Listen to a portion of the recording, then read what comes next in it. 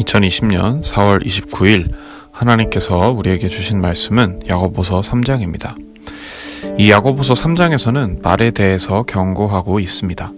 앞서서는 부자와 가난한 자를 차별하지 말아라, 말씀을 듣고 행하지 않는 그런 신앙인을 경고했습니다.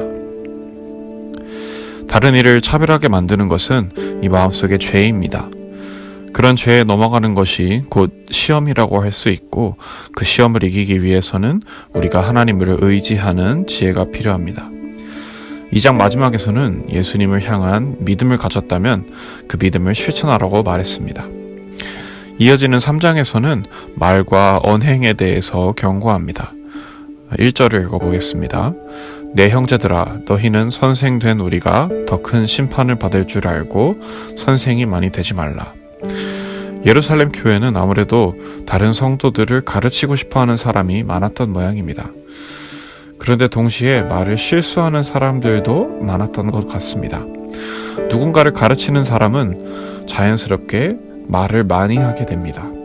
근데 말을 많이 하게 되면 자연스럽게 말 실수를 하게 됩니다. 사람이 자기의 말을 완전히 조절할 수 있다면 얼마나 좋을까요? 말 실수만 하지 않아도 우리가 겪는 갈등들의 절반 정도는 사라질지도 모릅니다. 오늘 보는 3장의 9절에서는 말을 조절하는 것을 짐승에게 재갈을 물리고 마음대로 원하는 방향으로 틀어서 조절하는 것과 뱃사공이 배의 방향을 잡는 것에 비유하고 있습니다. 짐승도 재갈을 물리면 원하는 곳으로 가라고 부릴 수 있습니다. 마치 목자가 양을 치듯이 그렇게 가라고 할 수 있습니다. 또 뱃사공이 기술이 좋다면 자신이 타고 있는 배도 마음대로 원하는 방향으로 가게 할 수 있습니다. 하지만 사람의 혀만큼은 마음대로 조절되지 않습니다. 사람이 운전해서 원하는 곳도 갈 수 있고, 자기 밑에 있는 부하 직원들도 마음대로 부릴 수 있지만 자기 자신의 혀만큼은 마음대로 조절되지 않습니다. 이처럼 혀는 몸의 아주 작은 일부분이지만 다른 그 어떤 부위보다도 영향력이 많습니다. 그래서 야고보는 혀가 마치 불과도 같아서 불이 순식간에 많은 나무를 태우는 것처럼 혀도 상상치도 못했던 재난을 가져다 준다고 말합니다. 특히 예루살렘 교회의 성도들은 그리스도인으로서 이런 혀로 하나님을 찬송했습니다. 하지만 동시에 자신의 형제 자매들에게 상처가 될 만한 말을 함부로 했습니다. 야고보는 이런 사람들에게 어떻게 한 입에서 찬송과 저주가 나올 수 있냐고 책망합니다. 1장과 2장에서 말씀드렸다시피 예루살렘 교회에는 가난한 사람들과 부자들을 차별하는 나쁜 모습도 있었습니다. 사실 다른 사람을 차별하는 것이 그리 대단한 것이 아닙니다. 미국에서 백인들이 흑인들을 노예로 부리면서 학대했던 것만이 차별의 전부가 아닙니다. 차별이라는 것은 단순한 말로 시작될 수 있습니다.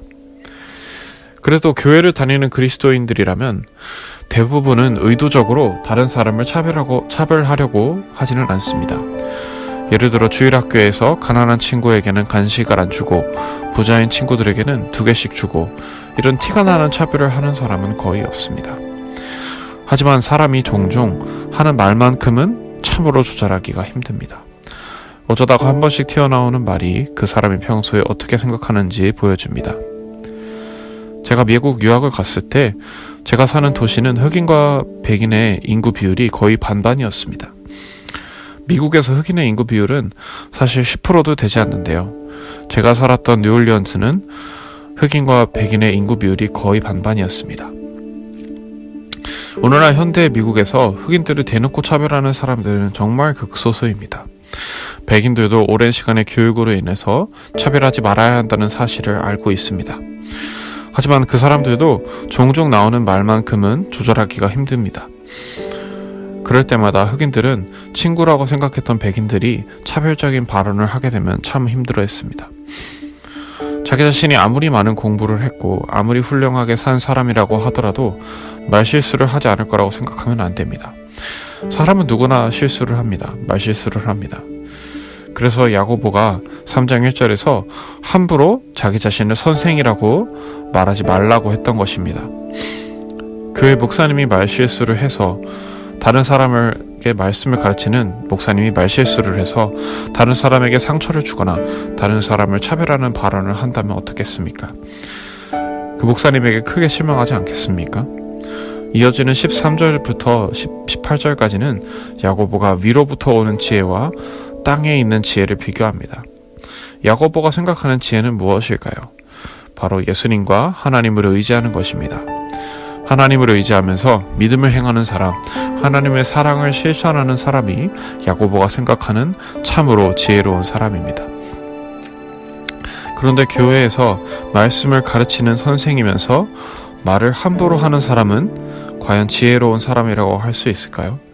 다른 사람에게 말로 상처를 주는 사람이 아무리 신앙생활을 열심히 한다고 해서 과연 다른 사람들에게 하나님의 사랑을 실천하는 사람일까요? 절대로 그럴 수 없습니다.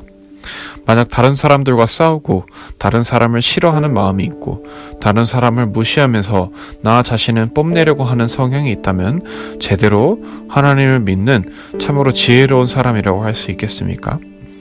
이런 사람이 교회에서 말씀을 가르치고 있다고 해서 정말로 지혜로운 사람일까요? 절대로 그럴 수 없습니다. 그렇게 함부로 행동하면서 자기 자신을 지혜롭게 여긴다면 그것은 하나님이 주신 지혜라고 할 수 없습니다. 예루살렘 교회에는 이처럼 자기 자신을 지혜롭다고 여기면서 다른 성도들을 가르치고 싶어하는 사람이 있었던 모양입니다. 문제는 그 사람이 말을 함부로 하면서 시기와 다툼을 일으키고 있었다는 것입니다. 그래서 3장 16절은 이렇게 말하고 있습니다. 시기와 다툼이 있는 곳에는 혼란과 모든 악한 일이 있음이라. 사랑하는 여러분, 그리스도인으로서 항상 말을 조심해야 합니다. 그리스도인은 말과 행동이 일치해야 합니다. 말로는 하나님이 당신을 사랑하십니다 라고 하면서 자기 자신은 다른 이웃들을 사랑하지 않으면 되겠습니까? 가깝게는 여러분의 자녀들과 부모님과 같은 가족들로부터 여러분의 직장의 사람들도 모두 여러분의 이웃입니다. 여러분이 직장 상사로서 또 후배 직원으로서 또 부모로서 자녀로서 학교에서 같은 학생으로서 또 우리가 주변의 사람들에게 하는 말이 결국 내가 어떤 사람인지 드러냅니다. 여러분은 하나님의 사랑을 말하고 하나님의 사랑을 실천하는 사람이 되고 싶으십니까? 아니면 하나님의 사랑을 믿는다고 말은 하면서 막상 말로 다른 사람에게 상처를 주는 그런 이중적인 사람이 되고 싶으십니까? 오늘 이 하루를 말을 주의하라는 야고보서 3장의 말씀을 기억하시면서 항상 하나님의 사랑을 실천하고 하나님의 사랑을 말로 전파하는 여러분들이 되실 수 있기를 주님의 이름으로 축복합니다.